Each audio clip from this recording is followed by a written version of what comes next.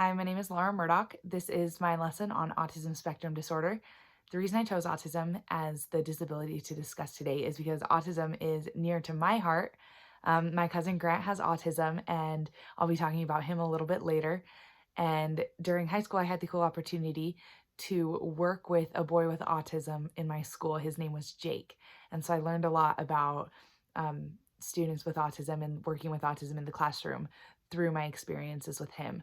So today I'm going to talk about signs of autism in young children and how that develops to their characteristics in the classroom, and then talking about strategies that we as teachers can use to deal or help our students in the classroom develop to the best students that they can be.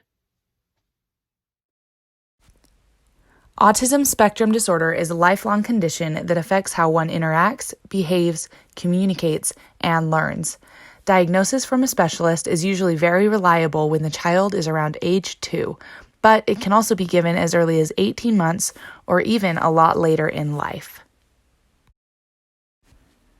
Early diagnosis and treatment are important to reducing the symptoms of autism and improving the quality of life for people with autism and their families.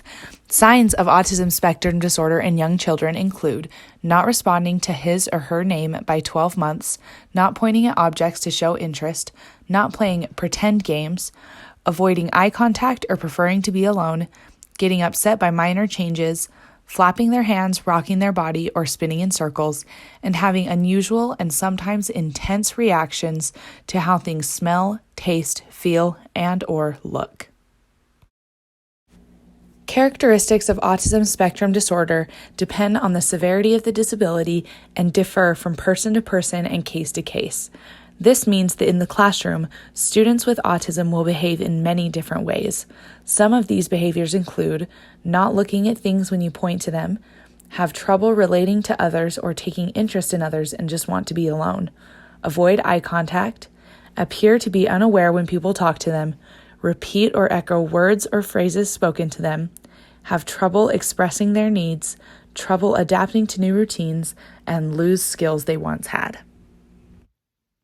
Something important that we need to understand as teachers is that even though a child with autism might be nonverbal, that doesn't mean that they can't communicate with us. My cousin Grant is nonverbal, but he still communicates through his actions, and he can still use his voice to communicate. I received permission from my aunt to share a short clip of my cousin Grant. In this clip, my uncle asks him if he wants to go on a four-wheeler ride with him, and Grant shows his excitement, and you can absolutely tell that he's communicating with my uncle how excited he is. So we'll go ahead and watch that clip.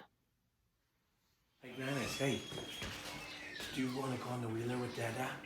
You want to go on the... You want to go? Okay, let's get your shoes on. Get your shoes on. No, we'll go on a ride, okay? All right. I love that video of Grant. It demonstrates to me that despite his disability, he's just like a normal kid, and he likes to do fun things, and he can communicate those wants and desires with the people around him. So this slide shows a few things that we can do in the classroom to make sure that our students receive the best education that they possibly can. The first is to have a predictable routine and keep it familiar for our students. The second is learn as much as you can about the disability. We also should ask for a copy of the student's IEP. Being concrete in our instruction, meaning that we demonstrate what we mean or have visual cues rather than just verbal direction, will also be able to help our students a lot. Give the student immediate positive feedback. Break skills down to very simple tasks that the student can accomplish one at a time, and work with parents and other teachers. We're now going to watch a short video from Barry Prisant. He's the author of a book called Uniquely Human, and in this video, he highlights 5 things that teachers of students with autism can start to do or continue to do in the classroom to include our students with autism and make them feel welcome and receive the best education that they can.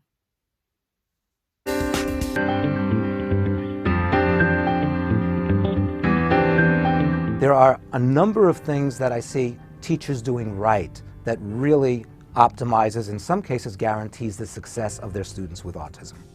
Teachers teaching in many different ways, understanding that kids have different learning styles. A child with autism does not do well if they're expected to sit for long periods of time where the teacher teaches primarily through talking and through lecture. Children and people with autism in general do much better by experiential learning, what we refer to as a multimodal fashion. They learn by seeing, touching, experience, and doing, not just by processing what's being said to them. Making sure that the child with autism can demonstrate what they're good at. In Uniquely Human, I give an example of a music teacher who had no special training for working with kids with autism. But when kids with autism came in with all of the typical kids in a class, he always made sure to have them involved in a way they could demonstrate what they were good at. So one child had perfect pitch and a beautiful singing voice. And this teacher actually taught that child to sing an aria from Aida. So making sure that the playing field is leveled a little bit is a very, very important principle. Talk respectfully and they act respectfully to children with autism. A specific example of that is if a child's having difficulty, a teacher would not say anything that's perceived as negative about the child in front of all the other children. Because very often people with autism understand a lot more than we think they understand. Sometimes it might look like a child is looking away, is not interested, is not understanding, and that's not the case. They may be processing a lot more information. So speaking respectfully and acting respectfully is very, very important. Helping a child with autism anticipate what's going to be happening. So some people feel, and we've been writing about this for years, that when things are predictable, that helps a person with autism. And again, that helps all of us in life. It's not just teachers who do things well. I often interact with principals, in some cases assistants and superintendents of schools, and when I go into a school system and see that children with autism are valued as members of the community, and the principal demonstrates that in his or her interactions with the children who have autism, and they model that for the teachers, it creates a community of compassion, it creates a community of understanding, and it helps parents feel so good that their child is in a setting and in a community where they are valued.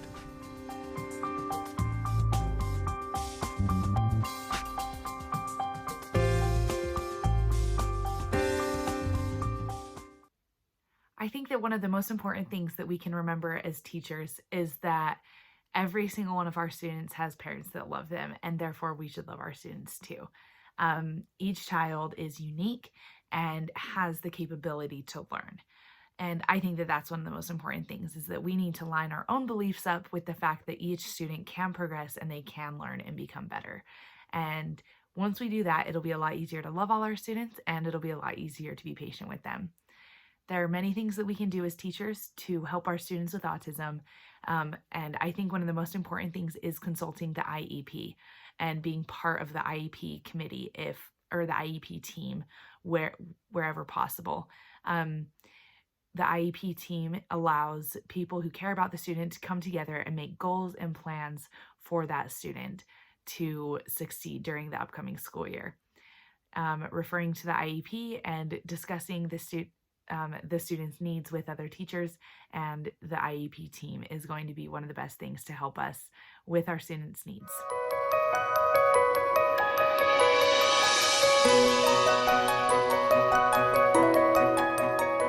I think it's really important for every school, nursery, playgroup, wherever children go to be aware of what autism is and the traits and the difficulties they have.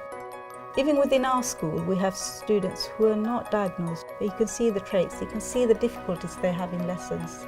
The fear of being in a classroom, not knowing what's going on, not understanding what to do. A lot can be done to help that. Well, people that have autism might see the world from a different angle or whatever, and it might make it difficult for other people to understand them, and they might feel different from the others. The teachers will help you out if you've got a problem. They sometimes tell us more clearly what you have to do.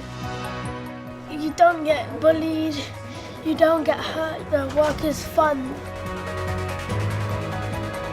I like to draw anime, manga. I also like watching anime. It improves my art skills. Also makes me get better at my coloring, my proportions on the characters in anime. these certain people I can relate to, and you know, teachers that understand how autism works. I felt like being with them, I wouldn't be discriminated in any sort of way. These teachers allow us to just be free, just be ourselves. That's why I really love this place so much. Yeah, and we're always positive. Yeah? It's really important that everyone gets on board with the My World campaign to embrace the needs of students with autism, and not just embrace those needs, but make them part of the school community, and most importantly, ensure that they make progress in school. I love that video because it comes straight from the students with autism themselves. The most important thing that we can do for them is show them that they are welcomed and that they are loved, and the success in school will come on its own.